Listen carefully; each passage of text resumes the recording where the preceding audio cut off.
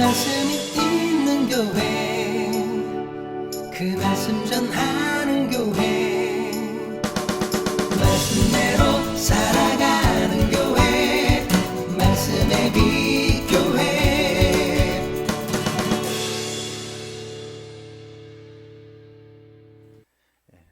오늘은 착각이라는 제목으로 함께 말씀을 나누고자 합니다. 착각입니다. 이 본문으로, 동일한 본문으로 지금 수요일 저녁 우리가 말씀을 함께 나누고 있죠. 그리고 지금 이제 보시면 아시겠지만 생명의 삶으로 새벽에 또 이 본문을 함께 나눕니다.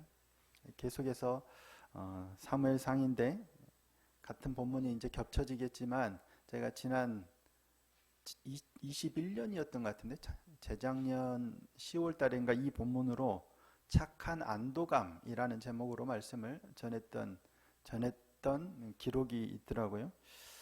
궁금하시면 한번 카페에 들어가셔서 찾아보시고, 비슷한 의미인 것 같습니다. 착한 안도감, 착각. 사무엘상은 제가 말씀드렸다시피 이스라엘이 사사시대에서 왕정시대로 넘어가는 그 과정을 기록한 본문이라고 그랬죠. 그래서 사무엘과 사울과 다윗이 중심 인물로 등장하는 성경이 사무엘상입니다. 그러니까 모세가 인도에서 출애굽하게 되죠. 그래서 광야에서 40년을 보내고 요단강, 그러니까 가나안 땅 건너편 모압 평지까지는 모세가 인도합니다. 그리고 모세가 죽은 후에는 여호수아가 인도에서 가나안 땅으로 들어가죠. 그리고 여호수아가 이스라엘 백성들이 인도에서 가나안 땅을 정복하고 그 땅에 정착해서 살게 됩니다. 그리고 그 땅에 정착해서 정복하고 정착하는 걸 기록한 책이 여호수아죠. 그리고 정착한 이후부터의 삶을 기록하고 있는 게 사사기입니다. 사사시대는 여호수아가 죽은 후에, 그리고 그 세대 사람들이 다 죽은 후에 그 다음에 일어난 세대는 뭐예요? 이전의 일을 기억하지 못했다, 알지 못했다. 그런데 누구를 알지 못했다라고 성경이 말씀하냐면 여호와를 알지 못했다라고 기록하고 있습니다. 자, 사사기 2장 10절 말씀 함께 한번 읽어보실까요? 사사기 2장 10절입니다. 시작. 그 세대의 사람도 다 그 조상들에게로 돌아갔고 그 후에 일어난 다른 세대는 여호와를 알지 못하며 여호와께서 이스라엘을 위하여 행하신 일도 알지 못하였더라. 아멘. 여호수아도 죽고 함께 가나안을 정복했던 장로들도 죽고 그 세대 사람들이 다 죽고 나자 그 후에 태어난 사람들은 여호와도 알지 못했고 여호와께서 행하신 일도 알지 못했다는 거예요. 그 결과 하나님을 알지 못하니까 그 땅의 사람들을 따라서 우상을 섬기고 범죄하죠. 그래서 하나님께서 이방인들을 들어서 이스라엘을 징계하세요. 그러면 후회하죠. 그래서 회개합니다. 그러면 하나님께서 또 사사를 세우셔서 그들을 구원하십니다. 그러면 좀 살만해지면 또 범죄하고, 그러면 또 벌을 받고, 또 회개하면 또 구원받고, 이게 계속 반복되는, 이 사이클이 반복되는 기록이 사사기죠. 그래서 세워진 사사들이 엄청 많죠. 이게 반복되는 거예요. 그런데 이유가 뭐냐면 여호와를 알지 못하기 때문이에요. 근데 사사기를 잘 보시면 아시겠지만 여호와를 아나요 모르나요? 하나님께서 행하신 일을 아나요 모르나요? 사사기에 보면 이스라엘 백성들이 다 압니다. 심지어 입다라는 사사는 잡류와 어울렸어요. 불량배들이랑 어울렸어요. 형제들에게 쫓겨나서 불량배들이랑 어울렸는데 암몬 자손이 쳐들어왔을 때 이 불량배와 어울렸던 입다가 이스라엘의 역사를 빠삭하게 잘 알고 있습니다. 그래서 출애굽할 당시에 우리가 너희 땅을 침범하지 않았고 어떤 역사들을 쭉 설명하면서 지난 300년 동안 너희가 그래서 우리한테 이거 시비도 걸지 않았는데 왜 이제 와서 땅을 달라고 하느냐, 왜 시비를 거느냐, 왜 쳐들어왔느냐라고 설득해요. 하지만 물론 암몬 자손 왕이 말을 안 들어서 결국 전쟁을 하게 되죠. 입다는 불량배들과 어울렸던 입다조차도 이스라엘 역사에 대해서 다 알아요. 하나님께서 어떤 일을 행하셨다는 것도 다 알아요. 그런데 성경은 뭐라고 기록해요? 여호와를 알지 못했다고 기록하고 있어요. 여호와께서 행하신 일들을 이들이 알지 못했다라고 평가해요. 이는 그들이 정말 하나님을 몰랐고 하나님 행하신 일을 무슨 일을 했는지를 몰랐다는 게 아니죠. 하나님을 경외하지 않았고 하나님을 믿지 않았고 하나님의 말씀을 따르지 않았다는 거예요. 과거 역사에 어떤 일이 있었다는 걸 몰랐다는 게 전혀 아닙니다. 여전히 그들은 하나님이 우리를 다스리신다는 걸 알아요. 그리고 아마 제사도 계속 드리고 있었을 거예요. 그런데도 여호와를 모르는 거예요. 왜? 하나님을 경외하지 않았기 때문입니다. 그건 순전히 하나님을 믿지 않은 거죠. 엘리 제사장의 두 아들들도 마찬가지입니다. 성경은 그들을 뭐라고 평가합니까? 엘리의 두 아들 홈니와 비느하스가 여호와의 제사장으로 섬기는데 여호와를 알았다고 해요? 몰랐다고 해요? 몰랐다고 기록합니다. 자, 사무엘상 2장 12절입니다. 엘리의 아들들은 행실이 나빠 여호와를 알지 못하더라. 제사장인데 제사를 집전하고 있는데 현직 제사장인데 여호와를 몰랐대요. 이유가 뭐예요? 행실이 나빴기 때문입니다. 그들은 제사장이었으면서도 여호와의 제사를 멸시했습니다. 사람들이 제사 드리러 예물을 가지고 오면 그거를 잡아서 제사를 드리기도 전에 자기가 원하는 거 있으면 생고기든 뭐든 자기 마음대로 빼앗아 갔죠. 안 주겠다 하면 밑에 사람 시켜서 협박하죠. 뺏어가겠다 협박까지 합니다. 심지어 회막 문에 수종드는 여인들과 동침까지 하죠. 행실이 나빴어요. 이런 그들에 대해서 성경은 뭐라고 평가했어요? 행실이 나빠 여호와를 알지 못하더라예요. 이때 행실이 나쁘다라고 번역된 히브리어 원어가 뭐냐면 벨리야알입니다. 저도 여러 번 말씀을 드렸지만 벨리야알이에요. 문자적으로는 가치 없다라는 의미를 가지고 있는 단어예요. 근데 이 말이 나중에는 시간이 흘러서 고유명사화 되었는데 악한 생명체를 대표하는 악인을 대표한 악의 인격체처럼 고유명사로 굳어진 단어가 바로 이 벨리야알입니다. 자, 고린도후서 6장 15절입니다. 그리스도와 벨리알이 어찌 조화되며 믿는 자와 믿지 않는 자가 어찌 상관하며. 벨리알이라는 단어는 그냥 원래 형용사나 명사나 그냥 그런 가치 없고 쓸모없고 무례하고 이런 단어였는데 나중에는 그리스도와 대조되는 악의 화신처럼 인격체처럼 명사화 돼버린 거예요. 그런데 이 단어를 지금 누구에게 쓰고 있냐면 엘리 제사장의 두 아들, 현직 제사장으로 섬기고 있는 엘리의 두 아들에 대해서 그들이 행실이 나빠 벨리알이라고 표현하고 있는 거예요. 이는 그들이 여호와의 제사장으로 제사를 집전하고 있지만 신적인 질서를 무너뜨리고 있는 거예요. 이스라엘 공동체의 거룩한 예배의 이러한 것들을 무너뜨리고 있는 거예요. 그들은 여호와의 제사장임에도 불구하고 살아계신 하나님을 두려워하지 않고 자기 마음대로 행한 거죠. 자기 원하는 대로 한 거예요.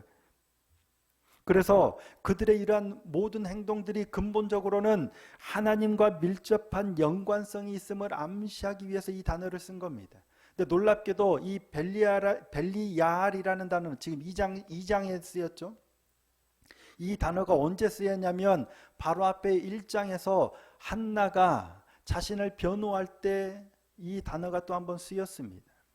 한나가 오래 기도할 때 엘리 제사장이 한나가 술 취한 것으로 오해하고 책망하죠. 네가 언제까지 포도주에 취해 있겠느냐 책망하죠. 그때 한나가 뭐라고 해요?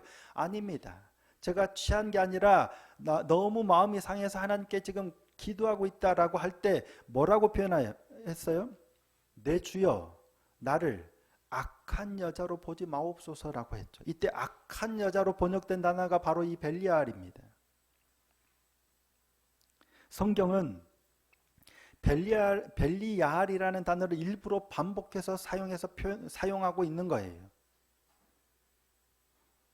하나님 앞에서 경건했던 한나를 벨리알의 딸이라고 오해했던 엘리 제사장, 하나님께 오래 기도하고 있는 여인을 보고 벨리알의 딸이라고 오해했던 엘리 제사장이 실제로 벨리알의 아들로 살아가고 있는 자신의 아들들에 대해서는 아무것도 하지 않는 거예요.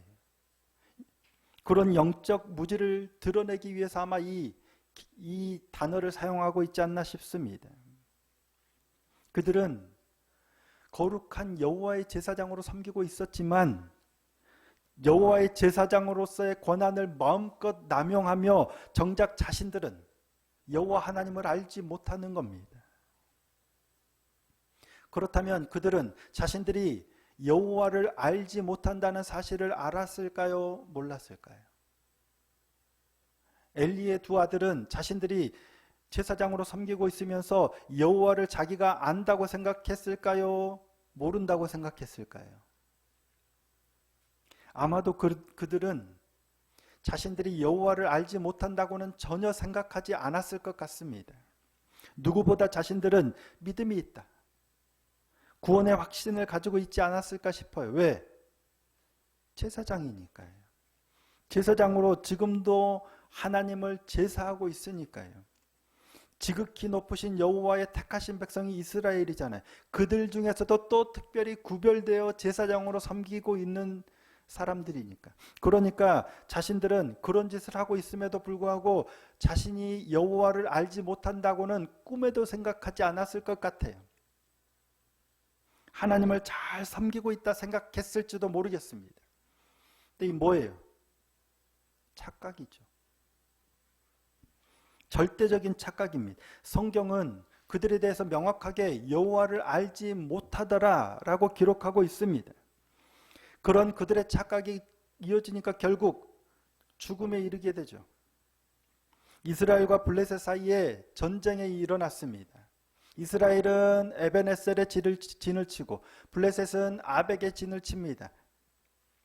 근데 성경은 블레셋 사람들이 이스라엘에 대하여 전열을 벌였다라고 표현하고 있습니다. 자, 오늘 본문 2절 말씀 다시 한번 읽어보실까요? 2절입니다. 시작. 블레셋 사람들이 이스라엘에 대하여 전열을 벌이니라. 그 둘이 싸우다가 이스라엘이 블레셋 사람들 앞에서 패하여 그들에게 전쟁에서 죽임을 당한 군사가 4,000명 가량이라. 전열을 벌였다는 건 뭐예요? 전쟁 중에 서로 마주대하고 있는 적진에 서로 두 진영이 대치하면서 공격 준비를 하고 있는 거예요. 진영을 치고 서로 전투 준비를 하고 있는 거예요. 그러니까 전열을 벌인다는 건 어느 한쪽이 일방적으로 공격하는 게 아니라 양쪽이 싸우려고 지금 준비하고 있는 거예요.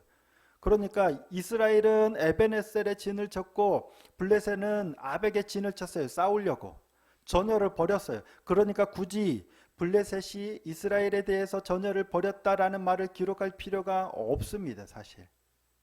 그런데 성경은 굳이 그 표현을 기록하고 있는 거예요.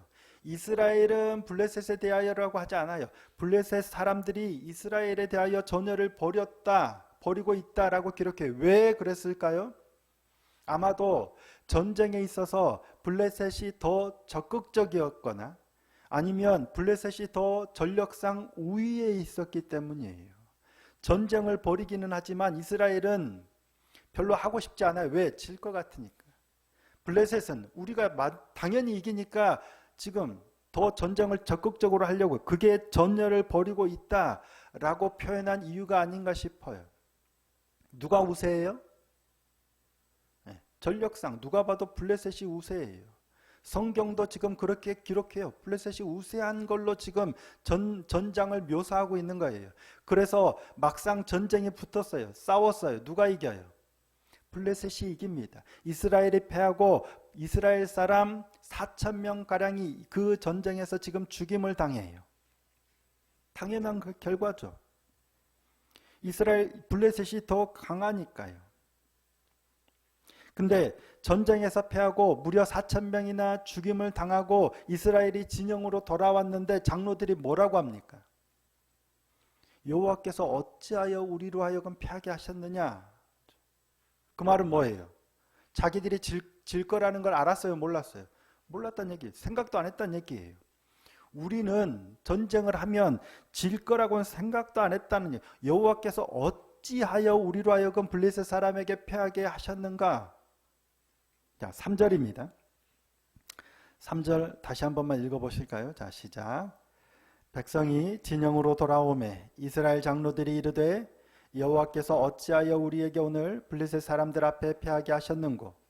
여호와의 언약궤를 실로에서 우리에게로 가져다가 우리 중에 있게 하여 그것으로 우리를 우리 원수들의 손에서 구원하게 하자 하니. 어찌하여라는 것은 자기들이 패할 것이라는 고는 생각 안 했다는 거예요. 우리가 왜 패했는지 모르겠다는 거예요. 그 이유는 첫째는 우리가 너네보다 우세하다는 거예요. 이스라엘이 블레셋보다 더 강하다는 거예요. 또 하나는 여호와께서 패하게 하셨는 거니까 하나님이 우리와 함께 하시니까 우리가 패할 이유가 없는데 왜 패했냐는 거예요. 그렇게 생각하는 이유, 자신들이 우세하고 여호와께서 우리와 함께 하시니까 패할 이유가 없는데 어찌하여 패했냐는 거예요. 착각이죠. 자신을 바로 알지도 못하고 상황 파악도 제대로 안 되니까 착각하는 거예요. 전쟁에 앞서서 성경이 뭐라고 기록해요? 블레셋이 우세해요. 전력상으로도 우세해요. 여호와께서 그들과 함께 하시나요? 사실은 함께하지 않으실 뿐만 아니라 이 전쟁을 통해서 하나님께서 이스라엘을 징계하시려고 일부러 넘기신 거예요. 그런데도 자신들은 착각이에요. 하나님이 우리 편인데 왜 우리가 졌냐라는 거예요. 그들이 보이는 첫 번째 착각이 바로 이거예요.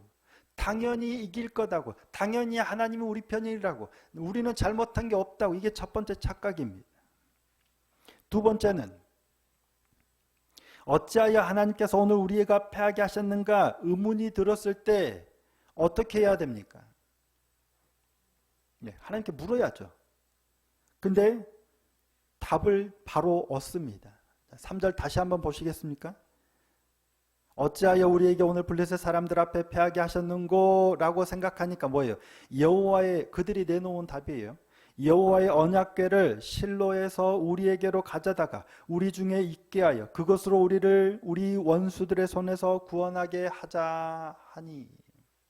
왜 패하게 하셨을까? 도무지 이해가 안 되는데, 그래도 답은 여호와의 언약궤를 실로에서 가져다가 우리와 함께 있게 하여 그것으로 우리의 대적을 물리치게 하자라는 거예요. 자기가 묻고 자기가 대답합니다. 그래놓고도 그들이 어떻게 생각했을까요? 자기가 묻고 자기가 답을 찾아놓고도 자기가 하나님께 묻고 하나님으로부터 답을 얻었다라고 아마 착각했을 가능성이 높아 보입니다. 이게 두 번째 착각입니다.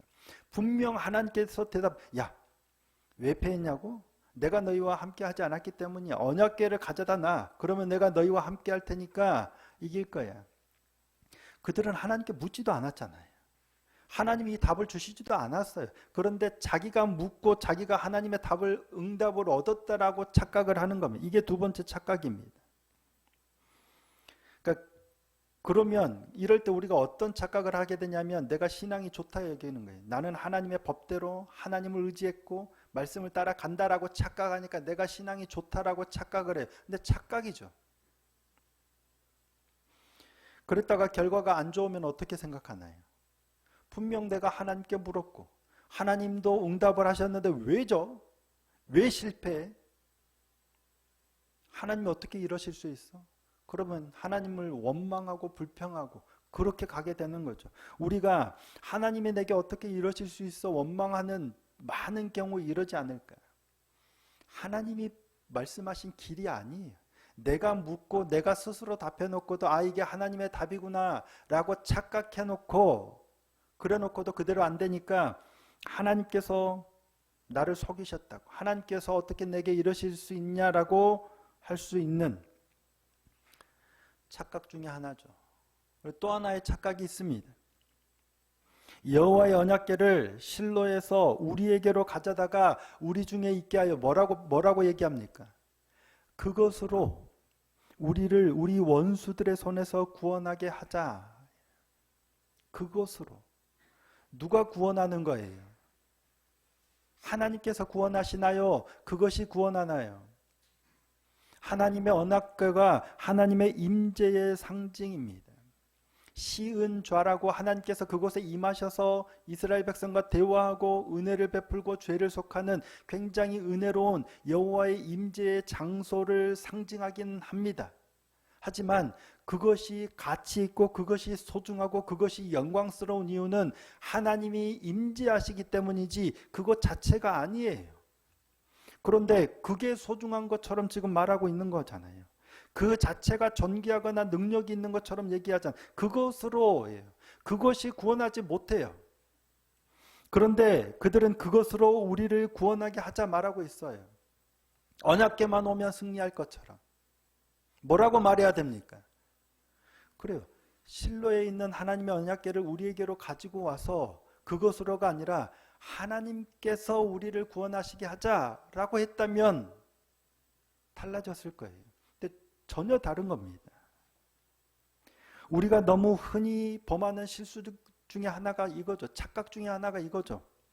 분명 소중한 신앙의 행위들이고 분명 우리가 지켜야 될 하나님의 말씀이고 규례고 율례요 법도인데 중요한 거예요. 근데 그것 자체에다가 너무 의미를 부여해 버리는 거예요. 그걸 행하는 이유는 하나님의 명령이기 때문이에요. 그래서 하나님을 따르고 순종하기 위해서 그걸 하는 거지 그거 한 것 자체가 어떤 우리의 상급이거나 보상이거나 능력이 아니잖아요. 그걸 행하는 것 자체로 만족하고 믿음이 있다. 그래서 제가 착한 안도감이라고 했죠. 주일날 일 많은데 어쩌지 겨우 시간 내서 예배 드리고 나 예배 드렸다. 안도감. 예배 드리는 게 굉장히 중요해요. 시간 없는 시간 힘든데도 시간을 내어서 예배 드리는 게 얼마나 소중한 행위예요. 근데